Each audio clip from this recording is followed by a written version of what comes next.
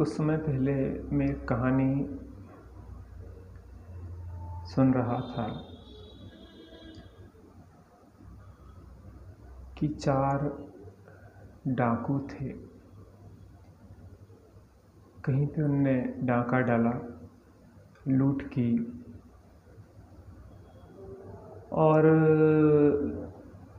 धन को लेके जंगल की ओर गए। जब वो जंगल की ओर पहुँचे तो उन्होंने सोचा कि अपन बंटवारा कर लेते हैं,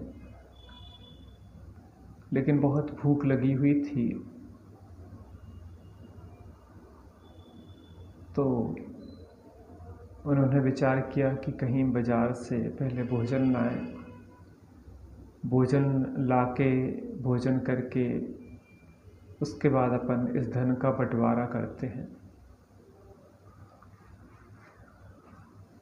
2 जो डाकू थे वो पास के गांव में भोजन की व्यवस्था करने गए।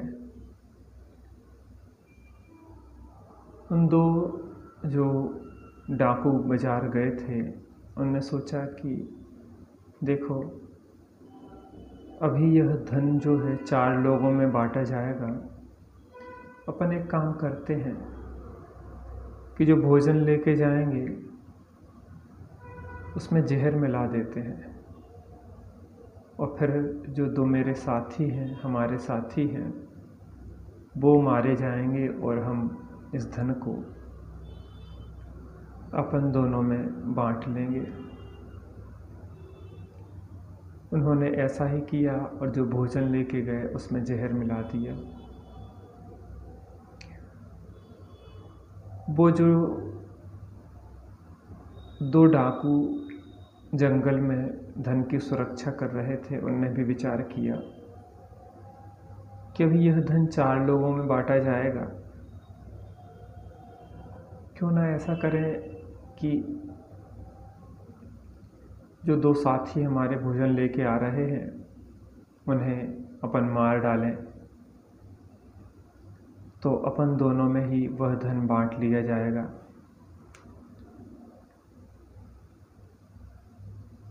वह गांव से भोजन लेके आए और जैसे ही वह भोजन लेके आए इन्होंने उन दोनों साथियों को मार डाला और जैसे ही वह मर गए तैसे ही इन्होंने बैठ के भोजन किया कि पहले अपन भोजन कर लेते हैं, फिर उसके बाद आपस में धन बांट लेंगे।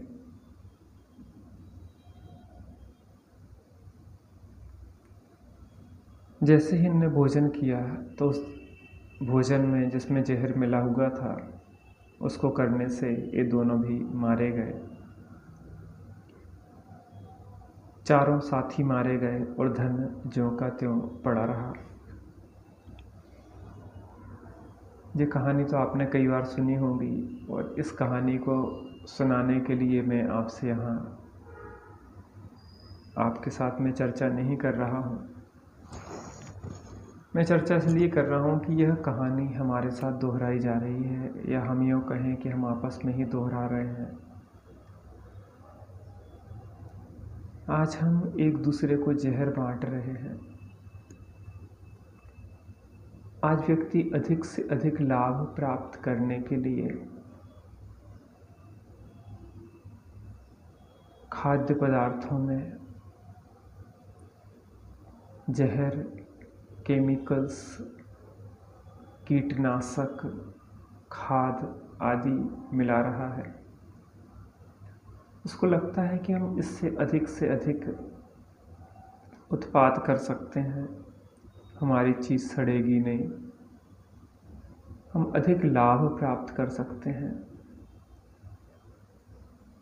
लेकिन जैसा उन डाकुओं के साथ हुआ ऐसा ही कुछ हमारे साथ हो रहा है। हम आपको जहर दे रहे हैं, आप हमें जहर दे रहे हैं और हम दोनों मर रहे हैं।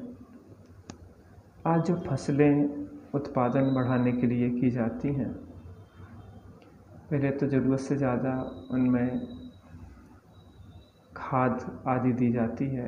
पहले ज़माने में देखते थे हम की देसी खाद होती थी, गोबर आदि होता था, उससे बनती हुई खाद जो होती थी वह सामग्री को पौष्टिक करती थी। आज जो यूरिया आदि खाद है वो सामान को जहरीला बना देती है। यद्यपि उत्पाद बढ़ जाता है लेकिन भूमि की उर्वरा शक्ति भी नष्ट होती है और जो सामग्री पैदा होती है वह भी जहरीली हो जाती है। कीड़े ना हो उसके लिए हम कीटनाशक का ज़रूरत से ज़्यादा प्रयोग करते हैं, उसके कारण से भी फसल जहरीली हो जाती है, सामग्री जहरीली हो जाती है और हमारे जो मित्र, हमारे साथी या हम जो खाते हैं वह जहर हमारे शरीर में पहुंचता है। उससे कैंसर आदि बड़े बड़े रोगों का हम शिकार बन जाते हैं। बाजार में भी जो बने बनाए पदार्थ बिक रहे हैं, दूध आदि है, हम मिलावट करते हैं। सिंथेटिक दूध जो है ऐसी चीज़ों से बनाते हैं दूध जिसमें कि शरीर के लिए अंदर में इतना क्षारीय तत्व पहुंच जाता है कि वो शरीर को नष्ट करके अनेक बीमारियां उत्पन्न कर देता है। चारों हम देखें तो नज़र उठा के हम कर क्या रहे हैं आखिर? कोई बड़ा डाकू होता है, कोई छोटा डाकू होता है, कोई काले वस्त्र वाला डाकू होता है, कोई सफ़ेद वस्त्र वाला डाकू होता है, कोई चोर होता है, कोई ठग होता है। देखो एक चीज़ पता है, वास्तव में कोई दूसरे को ठगता नहीं है इस दुनिया में, हम स्वयं को ही ठग लेते हैं।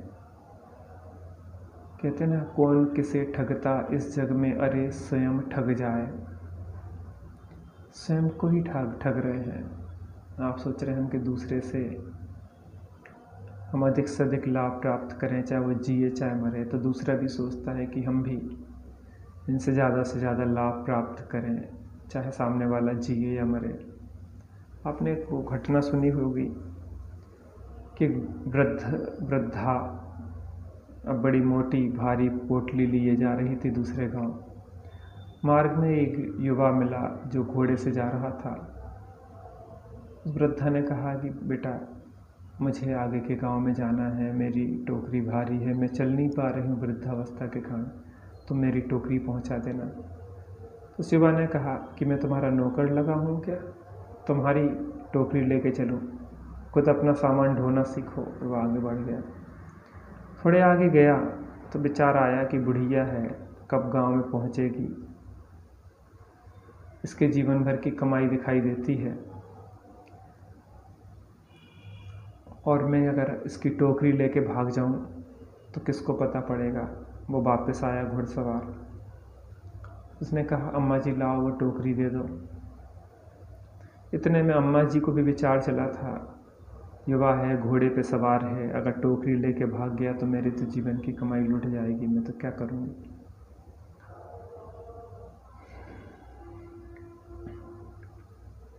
अम्मा जी ने मना कर दिया कि बेटा नहीं, मैं अपना सामान खुद ले जाऊंगी। युवा ने कहा कि अम्मा जी, किसी ने तुमसे कोई कुछ कहा है क्या मेरे बारे में कि मैं कुछ गलत कर दूंगा तुम्हारे साथ? हाँ बेटा, मुझसे किसी ने कहा है, जिसने तुमसे कहा है उसी ने मुझसे कहा है। तुम्हारे विचार आया कि बूढ़ी अम्मा है, इसका लेके सामान भाग जाएंगे, तो मेरे मन में भी विचार आया कि कहीं यह मेरा सामान लेके ना भाग जाए। परस्पर में एक दूसरे से भावों का आदान प्रदान होता है। कब तक हम एक दूसरे को जहर देते रहेंगे, कब तक मरते और मारते रहेंगे। कर्मों में बराबर हिसाब होता है। जो व्यक्ति कर्म करता है उसको वो भोगना ही पड़ता है। और यहाँ की जो कमाई है, यहाँ की जो संपत्ति है, वो साथ तो जाती नहीं है, लेकिन कर्म जरूर साथ जाते हैं, शुभ हो चाहे अशुभ हो, भले हो चाहे बुरे हो। मैं एक कहानी पढ़ रहा था या सुनी थी। एक व्यक्ति अपने दुकान पे, किराने की दुकान पे बदमाशी मक्कारी करता था। मिर्च में घोड़े की लीद मिला देता था, या जिस प्रकार की मिलावट होती हो मैं ज़्यादा जानता नहीं हूँ। धनिया में घोड़े की लीद मिलाई जाती हो, काली मिर्च में पपीते के बीज मिला दिए जाते हों, लोगों में लकड़ियाँ मिला दी जाती हों, और जो जो रहता हो आप समझना उस बात को, मुझे ज़्यादा डिटेल में नहीं जाना। मिलावट करता रहा जीवन भर,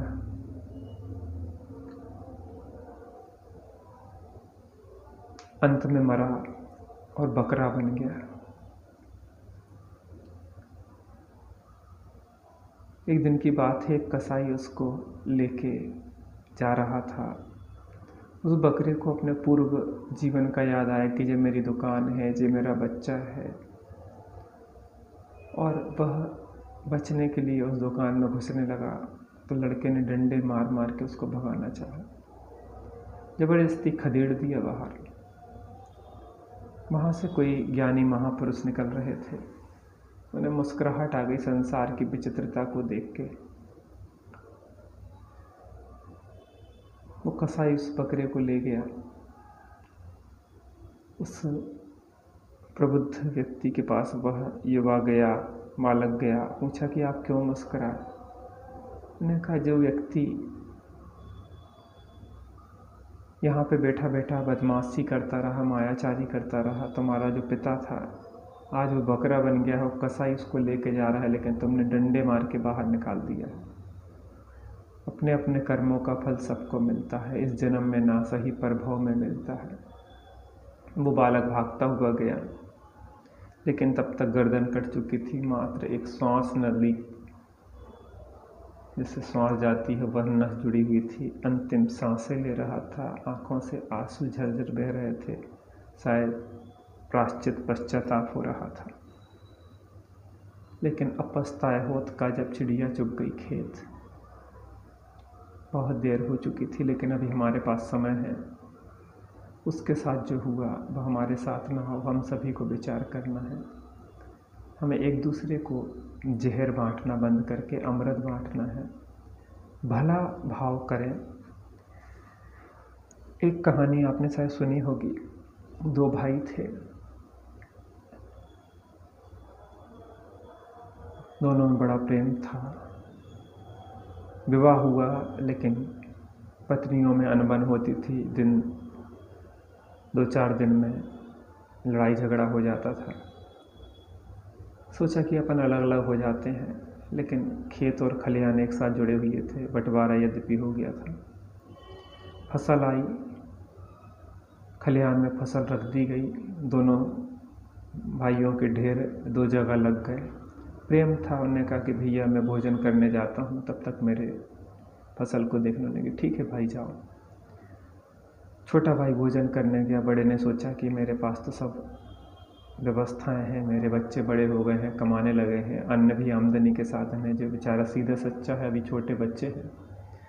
उसने 1-2 बोरा, 2-4 बोरा जितना भी उस अपने ढेर में से उस छोटे भाई के ढेर में अनाज था डाल दिया।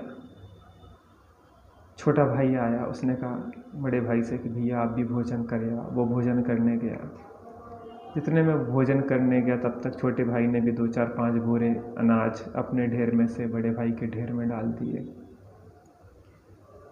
मैं आपसे जो पूछना चाहता हूँ कि किसका क्या घटा और क्या बढ़ा, क्योंकि दोनों का समान ही रहा, दोनों ने एक दूसरे के ढेर में कुछ डाला ही है। वैसे विपरीत सोचो कि निकाल लेते तो भी नहीं घटता, लेकिन भावों में बहुत कुछ घट जाता, और डालने से भावों में बहुत कुछ बढ़ गया। हम जब दूसरे के साथ अच्छा करते हैं तो मन प्रसन्न होता है, आनंदित होता है, हमारी आत्मा प्रफुल्लित होती है, हम दुर्गतियों से बच जाते हैं, सद्गति होती है, सच्चा सुंदर जीवन होता है, और मरण भी आनंदपूर्ण होता है। जीवन में कुछ अमृत बांटे। अच्छे वचन तो बोले ही जा सकते हैं।